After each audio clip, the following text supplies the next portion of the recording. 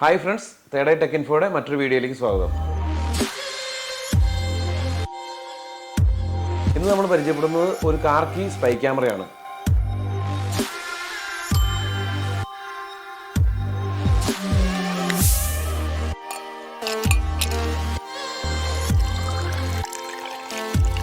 താഴെ കാണുന്നത് ഒരു ഇന്നോവയുടെ കീയും നമ്മുടെ സ്പൈ ക്യാമറയാണ്. സ്പൈ ക്യാമറയ്ക്ക് ഇന്നോവ കീയുടെ അതേ ഷേപ്പും സൈസും വെയിറ്റുമാണ് ബിൽഡ് ചെയ്തിട്ടുള്ളത്. ഈ ഒരു സ്പൈ ക്യാമറ കാറിൻ്റെ കീ എങ്ങനെയാണോ ഫംഗ്ഷൻ ചെയ്യുന്നത് അതേ രീതിക്ക് തന്നെയാണ് ഡിസൈൻ ചെയ്തിരിക്കുന്നത്.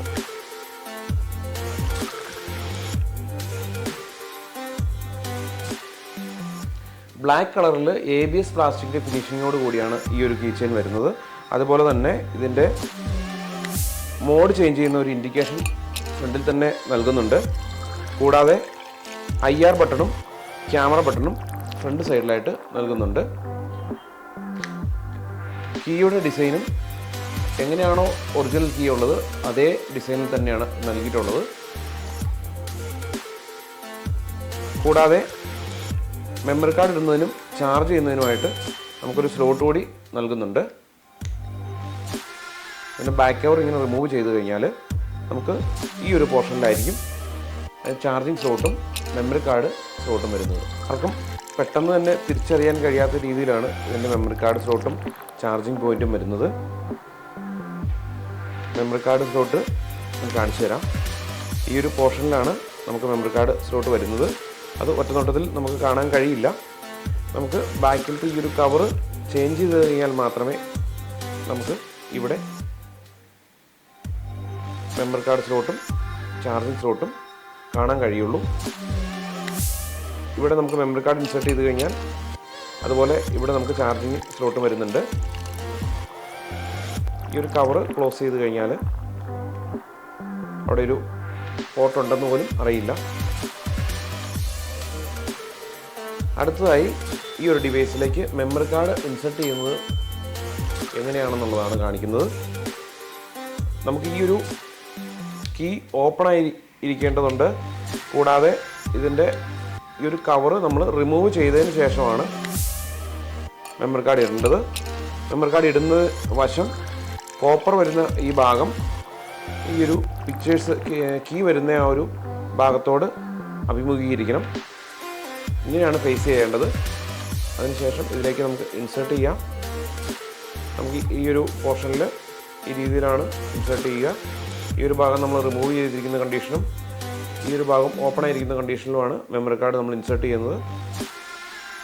ഇതിലേക്ക് ചെറുതായിട്ടൊന്ന് പ്രസ് ചെയ്താൽ ഒരു ലോക്ക് വീഴുന്നത് നമുക്ക് കേൾക്കാം. ഇപ്പോൾ നിലവിൽ മെമ്മറി കാർഡ് അതിനകത്ത് ഇൻസേർട്ട് ചെയ്തിട്ടുണ്ട്.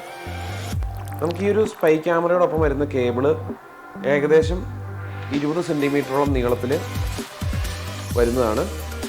വൺ സൈഡ് നമുക്ക് സാധാരണ അഡാപ്റ്ററിൽ പ്ലഗ് ചെയ്യാൻ പറ്റുന്ന രീതിയിലാണ് വരുന്നത്. ഈ ഒരു രീതിയിൽ ഈ ഒരു ക്യാമറയ്ക്കൊപ്പം അഡാപ്റ്റർ വരുന്നില്ല, കേബിളും ക്യാമറയുമാണ് വരുന്നത്. വൺ സൈഡ് അഡാപ്റ്ററിൽ പ്ലഗ് ചെയ്ത് കഴിഞ്ഞാൽ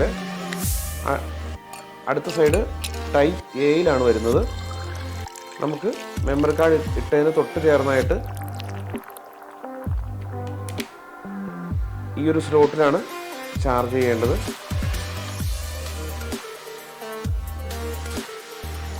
വൺസ് ഇത് ചാർജ് ചെയ്താൽ 6 മണിക്കൂറോളം കമ്പനി ബാക്കപ്പ് ടൈം അവകാശപ്പെടുന്നുണ്ട്. 128 GB ആണ് നമ്മളിപ്പോൾ മെമ്മറി കാർഡ് ഇതിൽ ഇട്ടിരിക്കുന്നത്.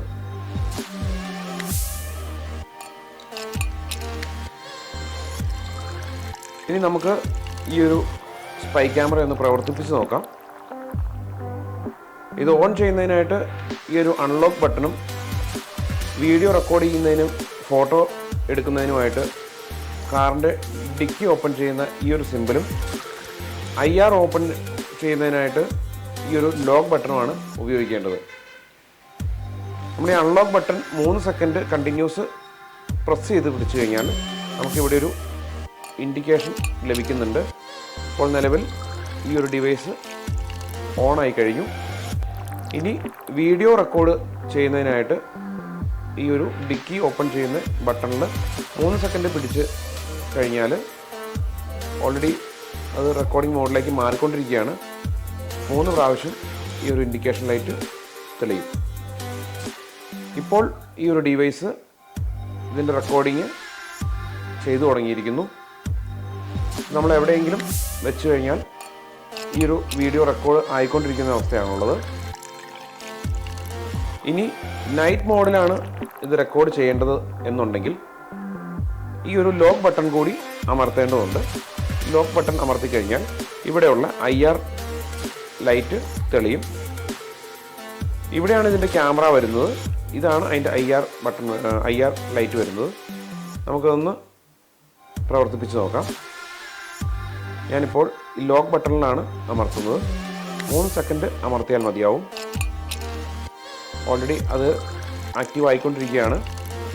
ഈ ഒരു ലൈറ്റ് ബ്ലിങ്ക് ചെയ്യുന്നത് ഫങ്ഷനിലേക്ക് മോഡിലേക്ക് ചേഞ്ച് ചെയ്യുന്ന അവസ്ഥയാണ്.